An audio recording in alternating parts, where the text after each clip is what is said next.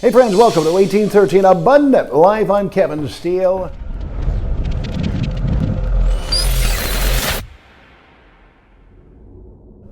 "1813 Abundant Life, Be Extraordinary." This is a program all about the heroic, inspirational people all around Southeast Texas, brought to you by Mike Fulgence. This week, we talk with Korey Burris. You know, and even after seeing all that and seeing how many people came to the funeral and what it did to people, I mean, it was just, that's really what kept me from doing it that first year. You know, I was like, no, I can't ever do that.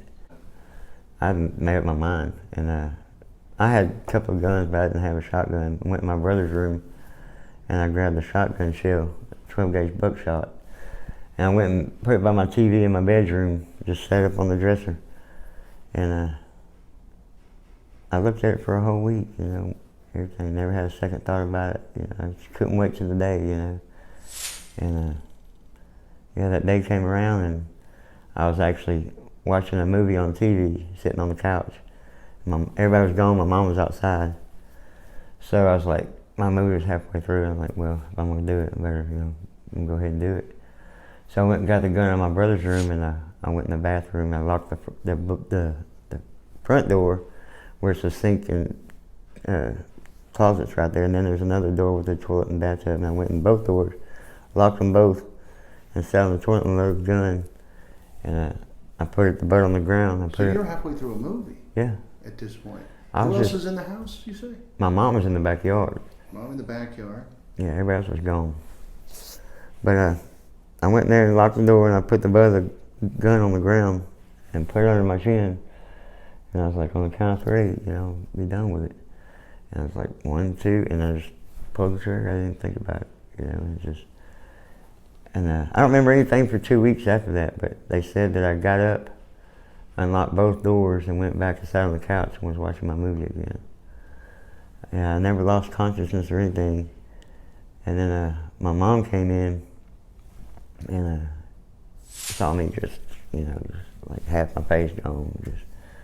And she panicked, you know, like anybody would, but she's an RN, so she was able to keep her composure long enough to, you know, call 911 and do what she had to do, you know. And do you believe a lot of people in Southeast Texas today have the same feeling, the same interest in what, for lack of the right terms, I'll just feebly call an escape? Oh, absolutely. I mean, there's so many people out there that's confused about so many things, and it's just, it's sad, you know. And I talk to people constantly, you know, and most of them are just confused, or, you know, or need somebody to listen to. You know, I've talked to many people that have jumped off bridges and tried to commit suicide, that like as soon as they let go, that feeling's gone. You gotta let go of the bridge? Yeah, and that was the same for me too. When I started remembering, those thoughts were gone. I didn't want to hurt myself anymore. You know, it was just like a light switch went off. You know, it just wasn't there. Huh. And it's like, you know, at the time I didn't understand about all the spirits and demons and all that, but you know, I've done a lot of research, and I've had a lot of experience with that, you know, that kind of stuff, and with people, and man, it's definitely a spirit of evil. Are you glad you survived? Absolutely. Oh, yeah. Absolutely. And I've had many people ask me, man, will you go back in time and take it back? And I wouldn't. I wouldn't take it back. Why?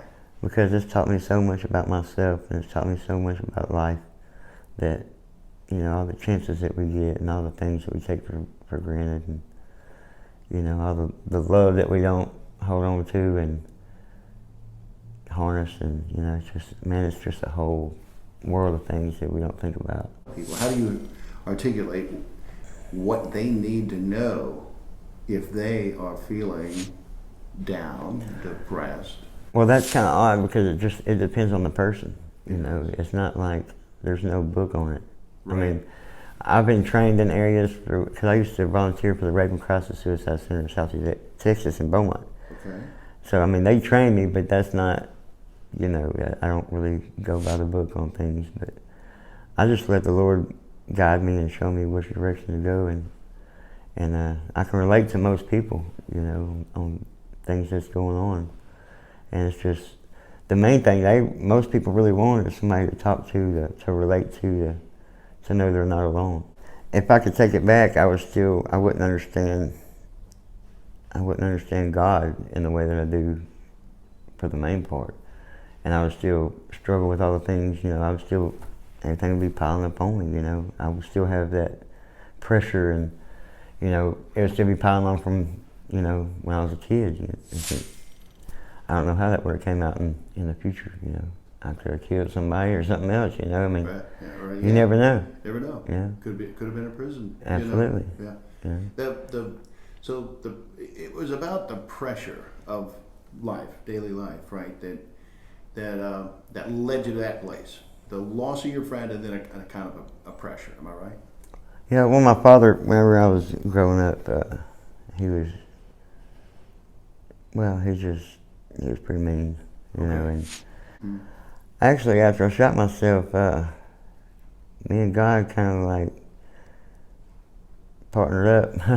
You know what I'm saying? And I had a lot of time in the hospital just to think, you know, and talk to him. And, you know, I made some decisions in the hospital I had a couple of choices, you know. I could either stay at home and live sheltered and be a victim, you know, or I could live my life to the fullest and not be a victim. It was God's plan the whole time, you know, that I'd be here. And I endured the pain and suffering, the long suffering, you know.